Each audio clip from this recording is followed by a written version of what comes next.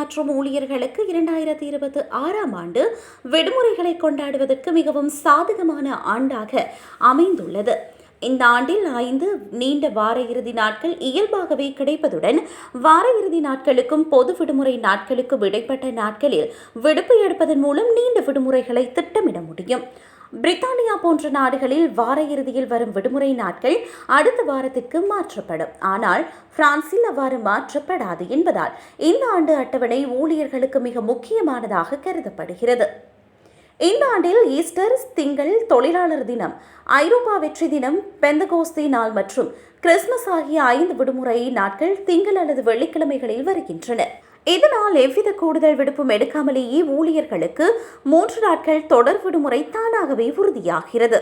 இது தவிர கிழக்கு பிரான்சில் வசிப்பவர்களுக்கு புனித வெள்ளி போன்ற கூடுதல் விடுமுறை நாட்களும் சாதகமாக உள்ளன. விடுமுறைகளை நீடிக்க விரும்புவோர் நீண்ட வார இறுதி விடுமுறை எனும் முறையை பயன்படுத்தலாம். உதாரணமாக தேசிய தினம் ஜூலை 14ஆம் தேதி செவ்வாய்க்கிழமை வருவதால் அதற்கு முந்தைய திங்கட்கிழமை ஒரு நாள் மட்டும் விடுப்பு எடுப்பதன் மூலம் 4 நாட்கள் தொடர் விடுமுறையை பெற முடியும். அதேபோல மே 14 அசென்ஷன் தினம் வியாழக்கிழமை வருவதால் மே 15 வெள்ளிக்கிழமை விடுப்பு எடுத்து நீண்ட வார இறுதியை அனுபவிக்கலாம். மே மாதம் ஊழியர்களுக்கு ஒரு மகிழ்ச்சியான மாதமாக அமைய உள்ளது.